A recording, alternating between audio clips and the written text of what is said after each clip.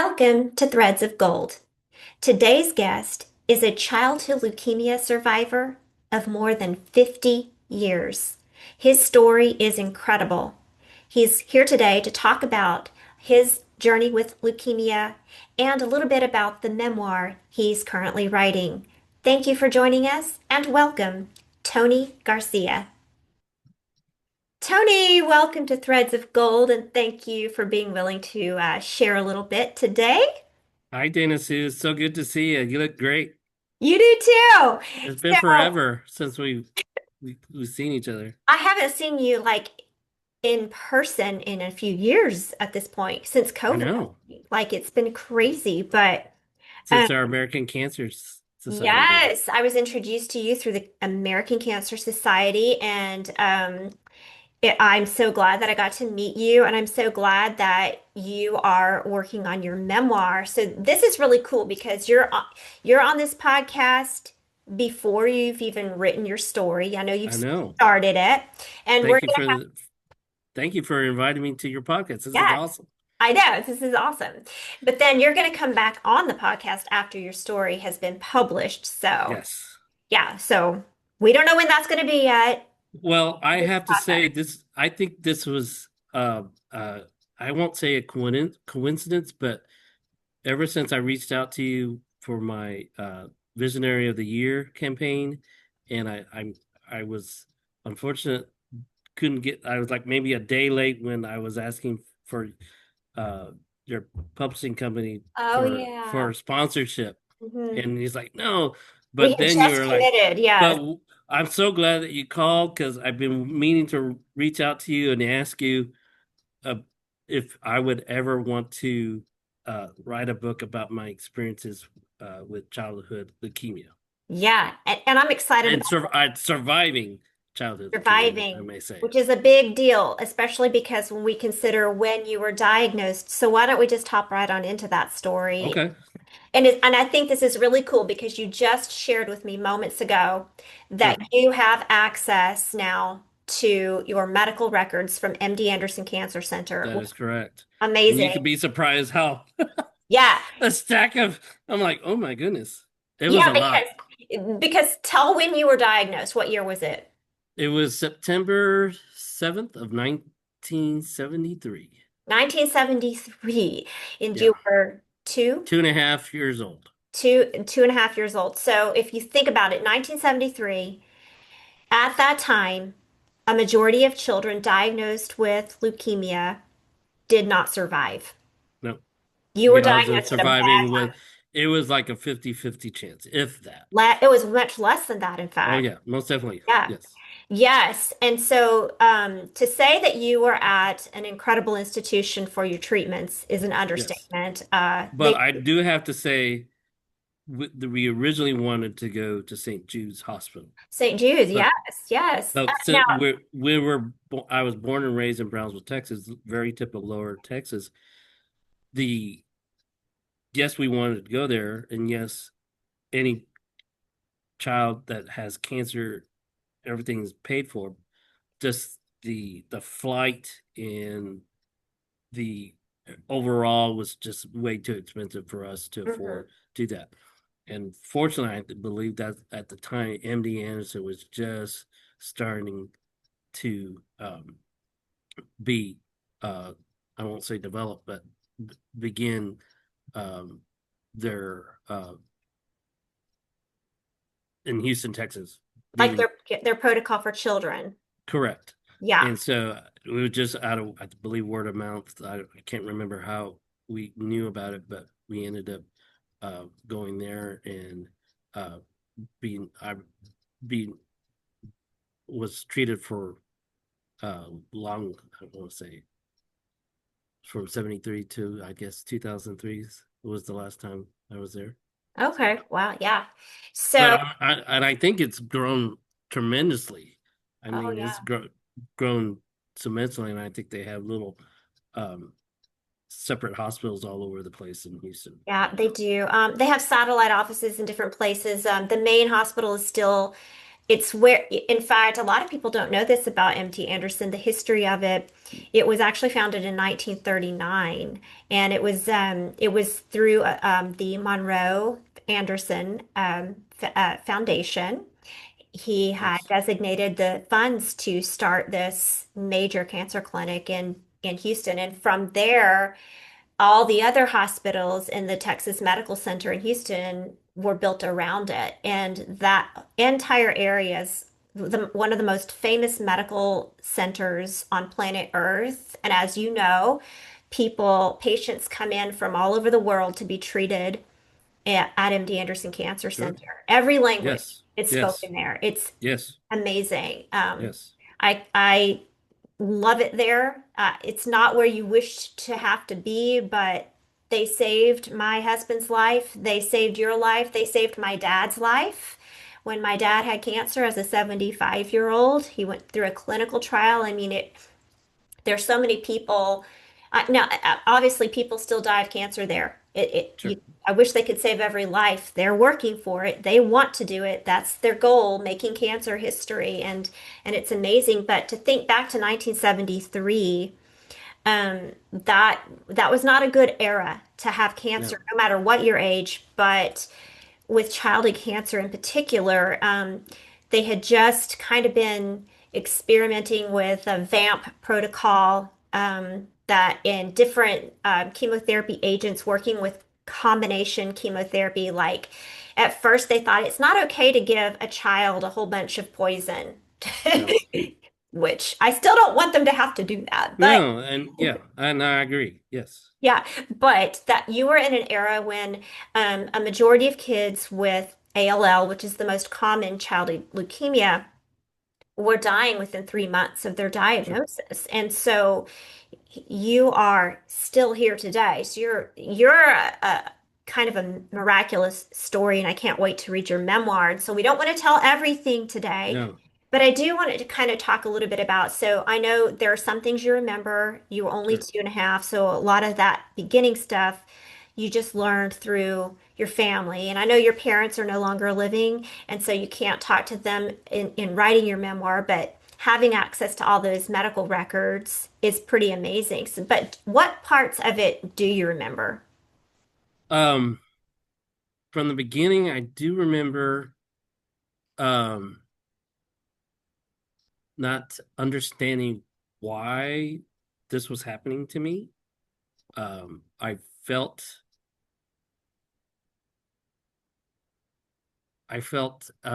like I was being it be I was in trouble, like I was bad, and then my parents were punishing me. Wow.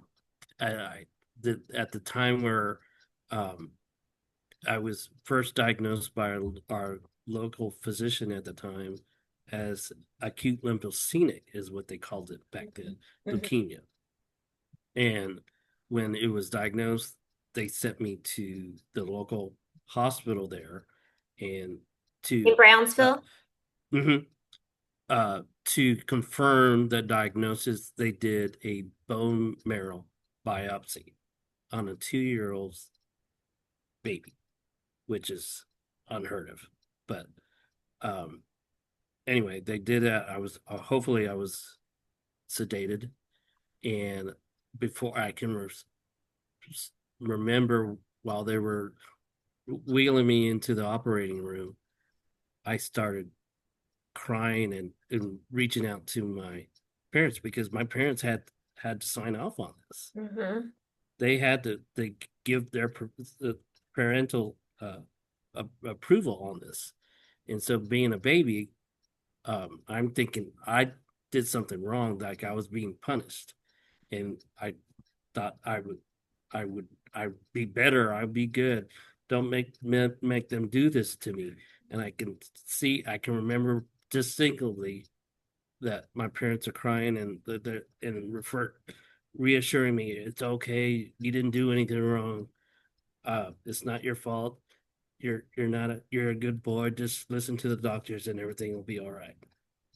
So That breaks my that's heart. That breaks my yeah. heart. But you know what? You're not the first person to tell me that, unfortunately. I hear that often, that kids think they've done something bad and they're being punished. That's just wretched. Yeah, And you remember that feeling, huh? yeah.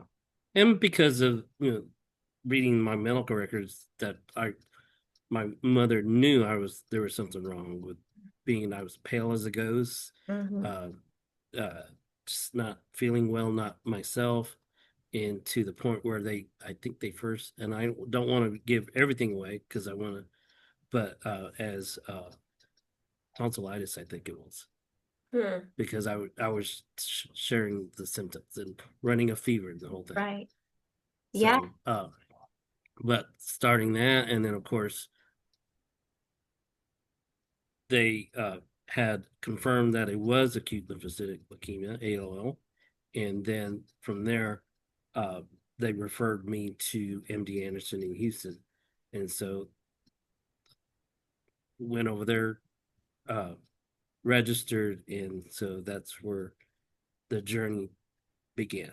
The big journey. Did your family move to Houston, or I know you have some older No, siblings. Did one parent go with you, the other stay at home? How did that? my my dad stayed home, worked, and I have three older, uh, two older sisters and a brother, and so they stayed home while my mother attended to me and pretty much was with me the whole journey Hmm. until the end. Did your siblings know? Did your parents tell them what was happening with you? Yes, yeah, they were informed that what Yeah. was going on with me. Yeah. It really uproots the whole family. It separated all of you. It Most put definitely, yeah. Yeah, here's half of you in Houston, half of you in Brownsville, and it's scary, and it was certainly an incredibly scary time for ALL. And it's still scary today. Let's face Yep, it, childhood cancer is just a hideous monster. But it is. what parts of being a patient at MD Anderson do you remember? What do you remember about your treatments and what it felt like? Um, I know during treatment it was the most things I hated, and I it was, um, but I know it had to be done, and was the bone marrows and spinal taps. Hmm. Bone Painful. marrows were very painful. I wouldn't wish that on my worst enemy. Mm-mm. And the spinal taps, they had to put the medicine in there in my back of my spine with a big old needle that big. Hmm. And did you see And it coming at you? well, I accidentally knew, I saw it. I knew what they were Yeah. putting in me, but Yeah. again, when you're back, you can't see it, the procedure in the back, and it's not like they have a camera where you want to see it. Yeah. Yeah.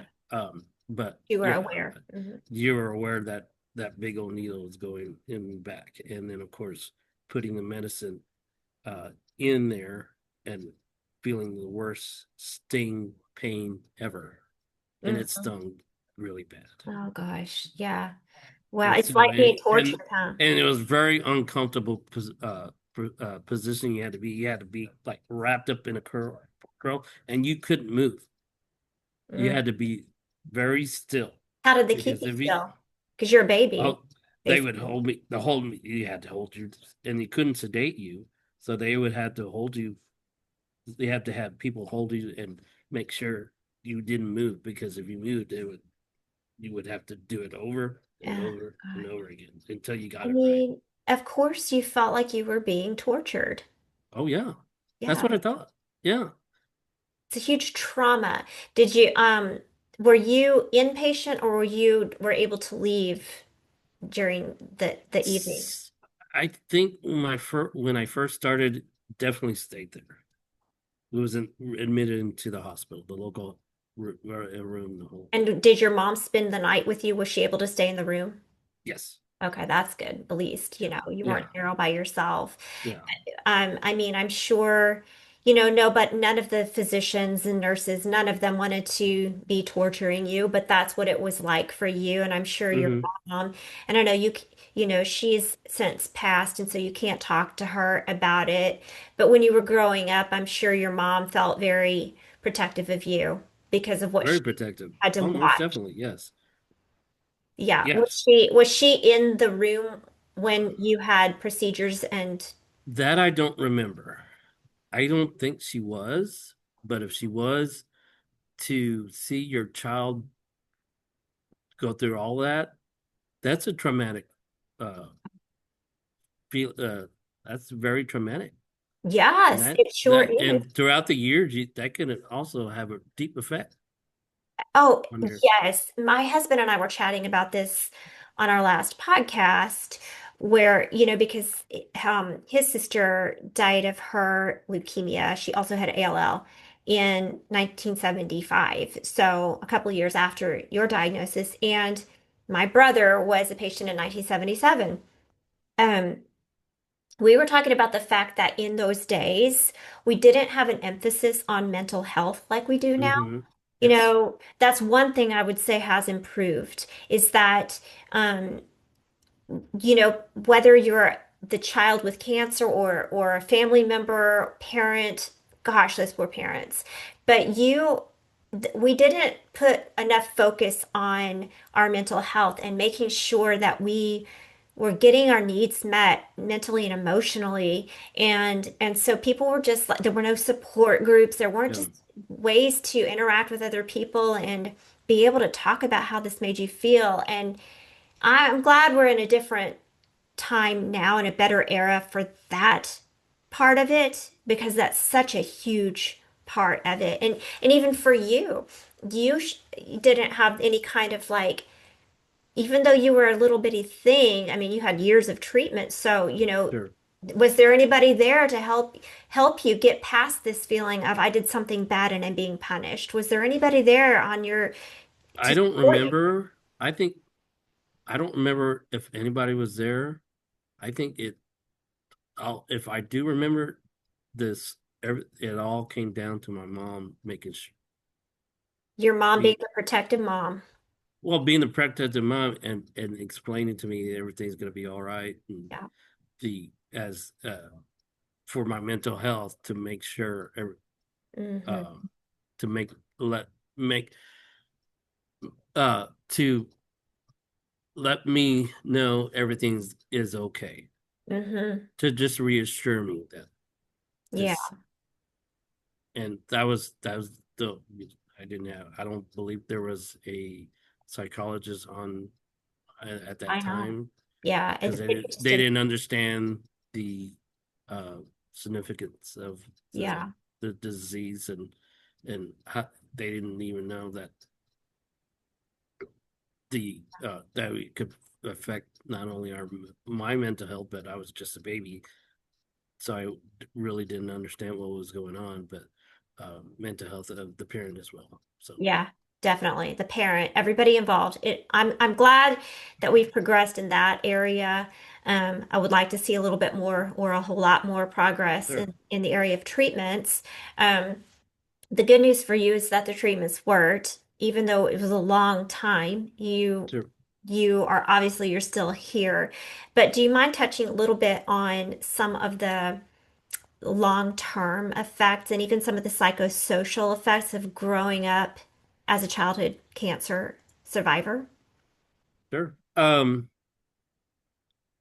I've always, they say that most of the drugs that I was given, that as you later grow up or age, that each individual drug could have effect on certain uh, uh, like the brain, Hmm. your heart, your liver, and so it's very important to make sure, like at yearly checkups with a Exactly. physician.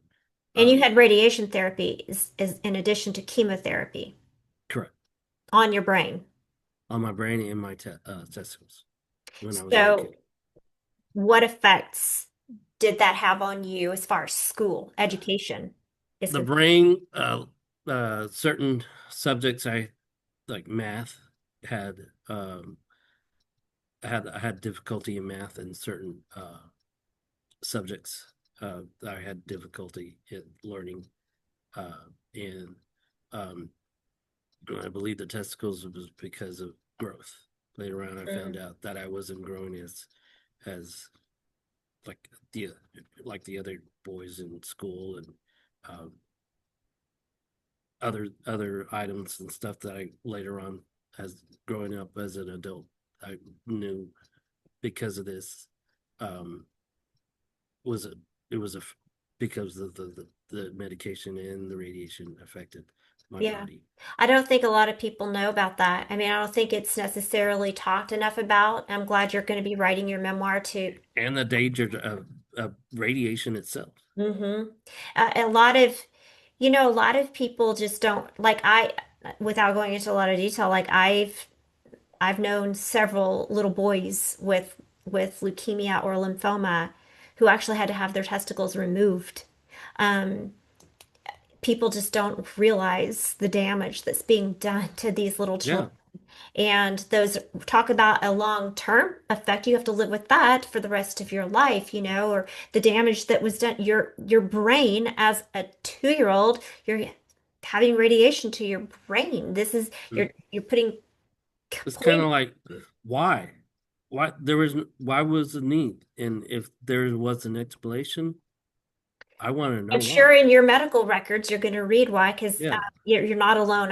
There are many, many children with ALL who have to have radiation therapy to their brains. I mean, blood cancer, I know a lot of people, like this, but a lot of people, think blood cancer, that's in a certain area of your body, like brain cancer is a certain area of your body, or bone cancer, whatever. But when we're talking about the blood cancers, we're talking about liquid cancer. And where in your body do you not have blood? I can't name a place. yeah, We I have don't blood. either. Yeah, It's all yeah, over. So any of those, anywhere in your body where you have blood is at risk of sure, being full of cancer. It's a scary, scary illness. sure. And so all that you had to go through all that torture, but later in life, when you're in school, and I know with that you were bald when you went back to school, right? Unknown caller. Do you have to go? No, no, no, no. Okay. No, no, no, no. Um, yes, when I started chemotherapy, I had the experience of losing my hair, and of course, being a kid, you're being embarrassed and have to wear a cap, and of course, you have to deal with kids being mean and And were teasing they? you. Kids were picking on Oh you? yeah, oh yeah, oh yeah. Yeah. And so there was, I had some really good friends that were supporting of me, and kind of like my protectors uh, Hmm. when my parents weren't there or my brothers and sisters weren't there. Yeah. But it's for a little kid to experience not only what I'm going through, but at the same time, the meanness of kids being, because they didn't understand what was going on. They knew I was sick, but they also kind of made me feel like I was different, Yeah. or uh, and made fun of me because I was different. Sad. Yeah. It's not a good experience to go through. Of course not. No, of course not. What about as you got a little bit older and you were past the treatments? Were there any long-term effects as far as just physical or psychosocial effects growing up as a teenager, even? Yeah, well, for when you have a very protective mother, and you have your immune system is very, very low, you are susceptible to get uh, sick very easily. Mm-hmm. So the things that a child would grow up and go outside and play or hang out with friends and do other things like ride a bike or go climb a tree, sort of thing, when we were young at that age, um, really couldn't experience, or play Mm-hmm. football, or Yeah. play baseball. Other what other kids uh, I can't think of the word, um, uh, uh, uh, don't feel um, take for granted Mm-hmm. is, Mm-hmm. and for me, I couldn't, I couldn't experience any of that because of being sick or Right. the chances of something happening to me would be traumatic. Yeah. And so it was very, and by the doctors would say, make got to make sure Tony doesn't do this, Tony doesn't do that. And you want to go hang out with your friends, you got to be watch out what you eat or what you got to eat healthy. You got to. So there was all these rules I had to follow, Rules. and it's very hard for a young kid to Mm, follow because you wanted to be of like every other course. kid, Yes. and You just want to be a normal kid. you were denied any to doing any of that, which is, Mm, I'm sorry, I'm going to cuss a little bit. It It's sucks. okay. No, I agree. I think it's so unfair, because, so much is taken from you. And I don't know any kid who like wants this in their life, who feels special for it or whatever. They all just want to be a normal kid. They want to Yes. be able to be, as you said, play baseball or be a dancer or climb a tree or go to school. Like a lot of Mm-hmm. kids complain about going to school, but how lucky are you if you get to go to Yes. school? Yeah. Exactly. Yeah. And So, again, things that kids take for granted, which absolutely. I couldn't experience. Well, And yes, and I know you're going to touch on a lot more of that once you write your memoir, and I look forward sure, to reading some of that. I do want to talk a little bit about the fact that, I mean, there aren't that many people your age who are childhood cancer survivors. There that is just correct. aren't that many, and it's really truly remarkable to see someone your age who can say, I had childhood cancer. Um, because of, again, there are a lot, not only did not that many people survive it back then, but in addition to that, with the long-term or even late effects that happen, them haven't gone past the 40s, right? Or Sure. didn't even make it to 40, I should Yeah. say. Like, so here you are. You're pretty remarkable when you think about it. Do you know any Thank you. other survivors in your age group? No, and it's funny you should say that because um, when I was in the hospital at MD Anderson, we kept really, I mean, well, at least my mom did, uh, how many kids would come in and then would get to know a kid and their parents, and then all of a sudden they're not there anymore. Mhm.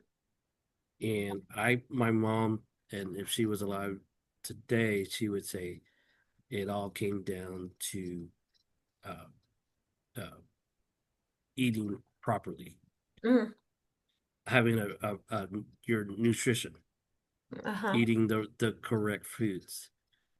And so if a certain person would come in and they would get their food, they would bring in fast food, or they're not eating their vegetables, they're not following the doctor's orders, taking their medication when they need to. It's They were skipping their medication. Yeah, or not eating correctly, or a balanced meal. My mom made sure I had a balanced meal, and I think the main cause of me surviving was having a nutritious meal at breakfast, lunch, and dinner, and Yeah. watching and making sure I took my medication. That It, was yeah. solely, and following the doctor's rules, even though, like little kid, it's like, I want to go outside. I'm going to go play with them, and not obeying what the doctors tell you, and you go out, and then, of course, but at the time it was a pain in the butt, but it was because of her insistence that I eat my broccoli or eat my veggies, that that was I believe that was one of the main One of the reasons things why that I'm helped you. alive. That helped me through Help this. keep you strong anyway. And of course, we know from lots of experience that you can do all of those things and still not survive because it's cancer. Sure. And, you know, the bottom line is, as you mentioned, even my husband Bill was talking about this, where, it was so noticeable like from one hospital visit to the next where his sister was being treated. So and so has died and they're not there. It was just it was a constant, and it still is. A lot of people, I think, confuse childhood cancer with where we are with certain types of adult cancers and think we have truly progressed in areas where we have not yet. With ALL, we've seen a lot of progress, absolutely. Although, interestingly, some of the treatments are still the same. Sure. It's just that we've learned a lot about other ways to keep those little children alive for a longer time. But we still, have so many childhood cancers that just don't have any treatments that work for them. And it's just so completely unfair. I know that here in the United States of America, about 1,800 kids die of cancer every year. That's a Oh, lot of kids. that is. But I think about this part too, just like today alone, 47 kids are being diagnosed with cancer. 47 families' lives are about to completely and totally change. So I'm thankful that, people like you are here to be able Thank to you. talk about the past and about the fact that you're here. It's unbelievable, really, in a lot of ways, but that we can look back and say, okay, I see how there has been at least a little bit of progress, but still 47 kids are Yeah. diagnosed every single day, and that's completely unfair. So that leads me to, and we can wrap this up soon here, but you've been active with the Leukemia Lymphoma Society, which is now called Blood Cancer United, I am. I because have. you're a long-term survivor. Can you talk a little bit about what you've done with them? Sure. I when I first moved to Dallas, I know we didn't. Back then we didn't have a local chapter down in the Rio Grande Valley where I'm from. So the first thing I did was when I moved here to Dallas, I looked up to see if they had a local chapter, which they did, North Texas chapter. I immediately signed up to volunteer, and I met a lot of great people through that organization, and they still are a lot of great people that I've worked with throughout the years volunteering. Uh, I was fortunate to work for a law firm, Baker Botts Law Firm, here locally in Dallas, uh, who the managing partner at the time, Tim Durst, um, his son was diagnosed with leukemia as well. I believe ALL as well, and he knew I was. And so when it came to fundraising for Light the Night and uh, uh, other events that Leukemia Lymphoma at the time held, um, he helped. He wanted me to get more involved and share my story with everybody and to help raise funds to for families that are going through it and they're in financial need, and those funds raised help the parents and their child get the necessary treatment that they needed and and help with their financial burden. And Hmm. so, and to this day, I still involved. I uh, was involved with, had the director now, Stacy Russell, and a coworker here at the time nominated me for Visionary of the Year, and so I participated in that this year, and um, I was able to raise $17,000 Awesome. for the for the society, and I was awarded the research fund award, which came as a surprise, and so and it also allowed me to connect with you, and I'm so excited to be able to write my memoir, and I signed it on the dotted line back in July, and so um, I'm going to be involved with the Light the Night this year, which is November 1st. So I'm looking forward to that. Um, and to meet other uh people as well. Yeah. I've got a special place in my heart for that organization. My husband and I have been involved for a very long time, but one thing that they've gone through a lot of name changes, but I did not know this until I want to say 2005. Hmm. And I was at a triathlon event with Team in Training, and my mom and sister came. And we were at the inspiration dinner, which is what they host the night before the race. And they were talking about, and of course, at the time, the name of the organization was Leukemia and Lymphoma Society. And my mom's sitting there and she goes, "Oh, wait, they used to be called Leukemia Society of America." And I was like, "Yeah, Really? yes." And she goes, when my brother in 1977, when my brother was going through his treatments, and I can't remember all the details, but one of the chemo agents that he was doing was not covered by insurance, and the Leukemia Society paid for his treatment. Nice. So I was like, oh my gosh, full circle moment, and now I'm involved with them. But um, when you think about, I mean, it's over $1 billion that Blood Cancer United has contributed to research for leukemia, lymphoma, and myeloma. All of the different blood cancer. Sure. There are so many different types of them. I mean, I just named the three main types, but there's a ton of them. But it's amazing. It's an incredible organization. So thank you Oh for all yes. that you do. I always say, because we go and we do a lot of like advocacy in Washington, D.C., and we definitely believe that we need to increase federal funds for cancer research, especially childhood cancer research. But I always say this, and I'll say it again, we cannot put all of our hope and faith in the federal government alone.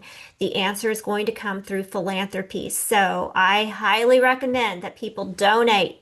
You don't like leukemia? Donate to Blood Cancer United. Donate to an organization that is truly making a difference and putting actual funds into the hands of actual researchers who really do want to develop better therapies for these kids. So, Tony, Most definitely. real fast, your memoir, we don't have a title for it yet. You're still I working. do. I have a Oh, title. you do have a title. I I did not. do. Okay, what's I your we title?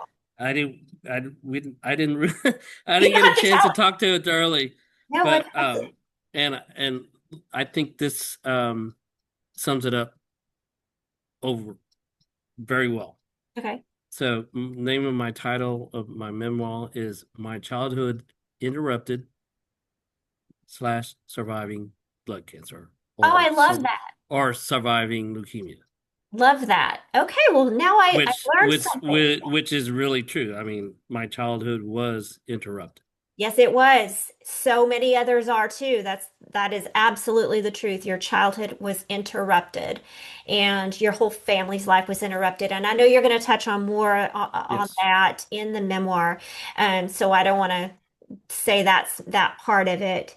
But the last thing I want to ask you, this is for anyone who's tuning into the podcast sure, and is thinking about writing about their cancer journey.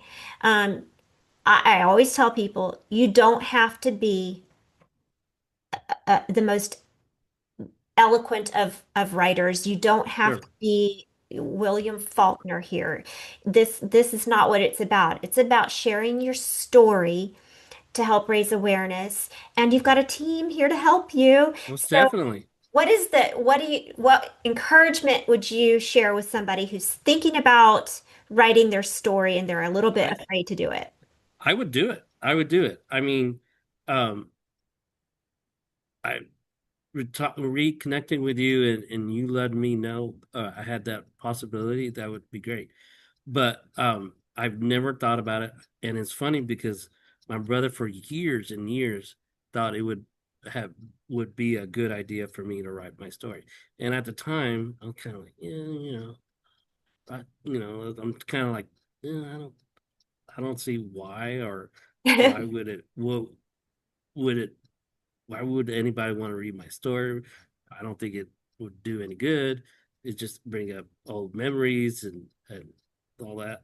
That's that's what I thought. But as now that I'm older, and if I can help somebody that is going through it now and let them know that yes, my story started that way and it was like that, but you have to understand that was back in 1973. Mm-hmm. Today, the advances in technology, in medication, and the odds of surviving is so much higher than it was back then.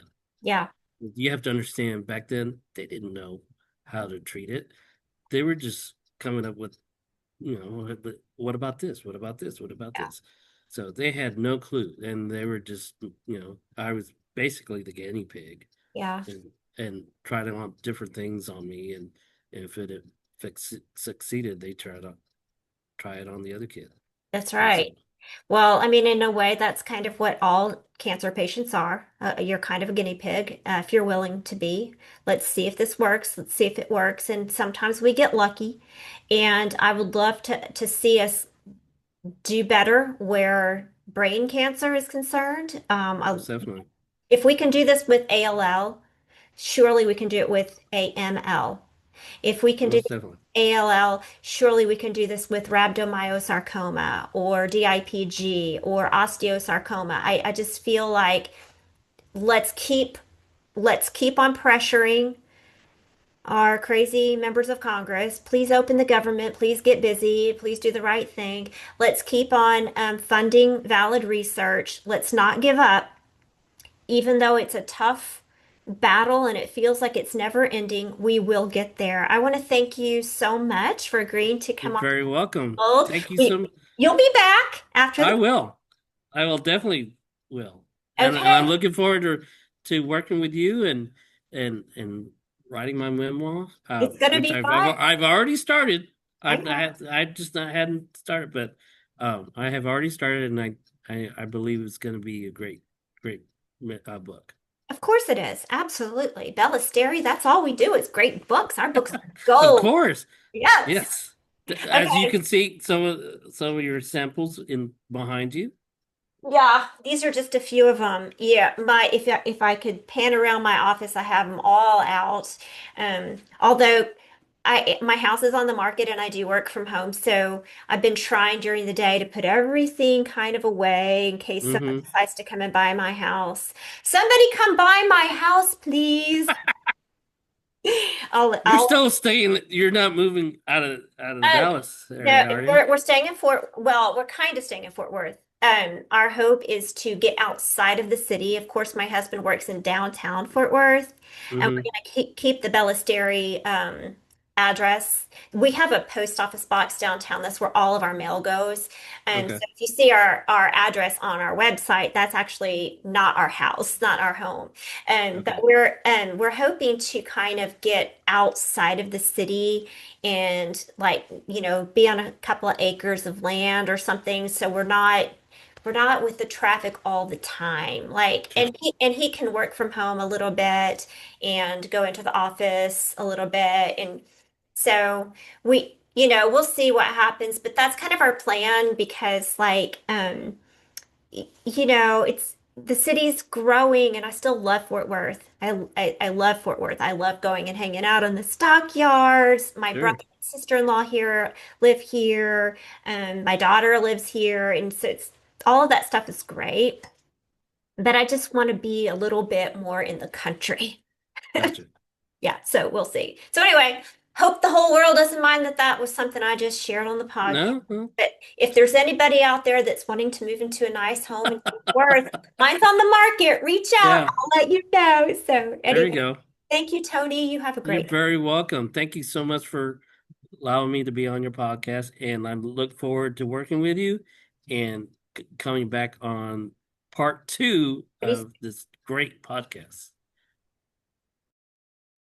Thank you again to Tony Garcia for being with us today and sharing a little bit about his journey with childhood leukemia. I can't wait to share more with you later as his memoir gets closer to being published. Thank you for joining us and have a great day.